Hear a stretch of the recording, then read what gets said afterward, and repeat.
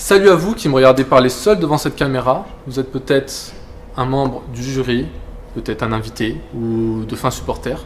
Dans cette vidéo, nous allons essayer d'apporter une solution technologique permettant de sensibiliser le grand public à la lutte contre le réchauffement climatique et l'éco-irresponsabilité. Si nous avons choisi le format de la vidéo, c'est que nous avions énormément de choses à vous dire et des idées très précises en tête. Puis on va pas se le cacher, une vidéo, ça claque un peu plus qu'un PowerPoint ou un prési. Tout d'abord, nous allons nous présenter. Nous sommes 5 étudiants en première année de cycle master dans une école d'ingénieurs des sciences et technologies du numérique, le SEA. Et je vais enfin vous présenter les étudiants innovants et créatifs qui m'entourent dans ce challenge. Bonjour, je m'appelle Tanguy. Johan, Marc, Flavien, Jérémy. À l'ESEA, nous avons de grandes valeurs humaines. Et ces valeurs nous poussent à réaliser des projets comme le DevoGame, qui est un projet éco-responsable. Avec mon club d'athlétisme, j'ai entraîné un groupe de jeunes auxquels j'ai transmis mon expérience et à une échelle autre, j'aimerais continuer à leur transmettre des valeurs plus importantes de la vie. Je suis quelqu'un qui est plutôt technique et pas très créatif, mais mon école m'a toujours poussé à me dépasser. Le DevoGame étant un challenge innovant, je le prends plutôt comme étant un défi personnel dans le cadre d'un problème de société qui nous concerne tous. Je fais partie de l'équipe DevoType qui participe au DevoGame Challenge. Pourquoi nous participons à ce challenge? Parce que tout challenge est bon à prendre.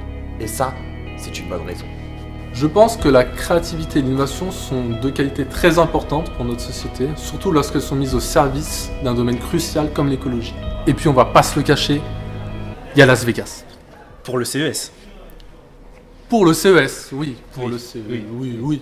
Quelqu'un sait compter les cartes au blackjack? En fait, pour tout vous dire, au sein de notre groupe, il y a 2 projets entrepreneuriaux qui sont en construction et qui aimeraient participer au CES 2017. Dès la première visualisation de la vidéo de présentation de notre mission, on a tout de suite pensé au sujet de la pollution maritime, mais notre projet pourrait très bien s'appliquer à la pollution citadine en fait. Tout d'abord, quel public allons-nous viser et comment allons-nous réussir à le toucher? Il est extrêmement difficile de changer l'habitude des adultes.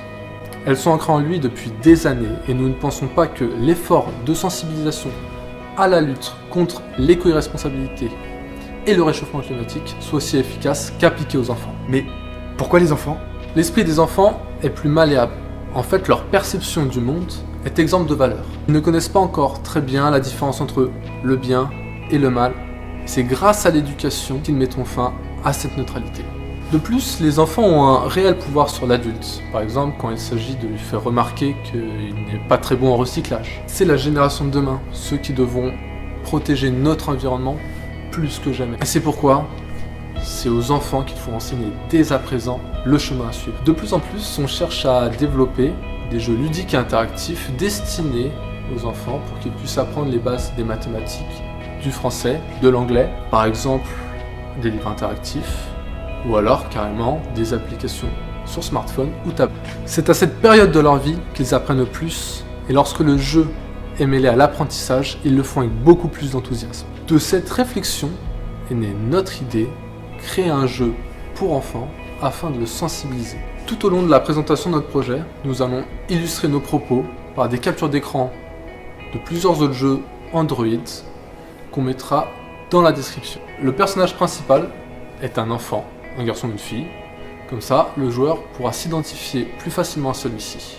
Il partira dans une quête pour nettoyer les mers, les océans, ceux-ci organisés en différents biomes ou environnements, et les espèces qu'il pourra y trouver seront en adéquation avec l'environnement dans lequel il sera. Par exemple, il pourra parcourir le monde avec son doigt et choisir l'espace dans lequel il voudra jouer, un espace ici nordique, ou ici un petit peu plus exotique. D'ailleurs, il y a une pyramide, je pense que c'est l'Égypte.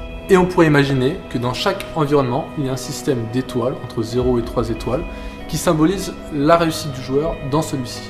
À chaque niveau, le joueur accédera à un mini-jeu, et nous avons déjà pensé à plusieurs mini-jeux. On pourrait imaginer un jeu où le bateau du joueur navigue, et là, plein de trucs arrivent à l'écran, comme des taches de pétrole, des animaux qui sont pris dans des déchets. Ou alors, on pourrait carrément imaginer ce genre d'environnement, de profil, où le joueur devrait nettoyer l'eau, les rochers, les coraux, et peut-être même les requins, si on est dans un endroit exotique qui apparaîtra à l'écran, il pourrait les sauver, faire vivre cet environnement.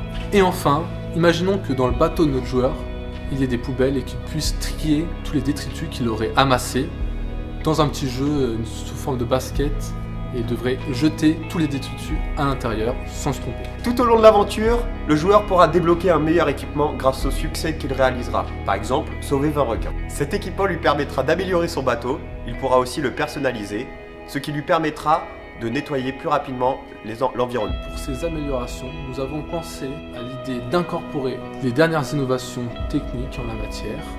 Elles sont très souvent encore à l'état de développement, financées par du crowdfunding, du financement participatif.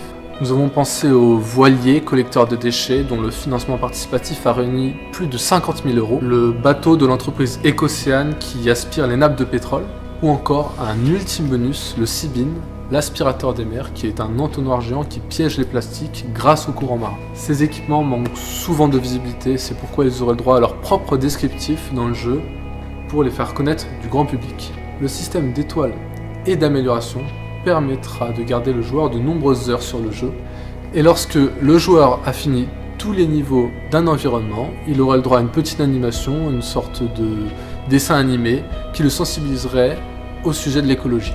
Les différents biomes que rencontrera le joueur ainsi que l'histoire du personnage principal permettront d'impliquer un maximum le joueur dans le jeu.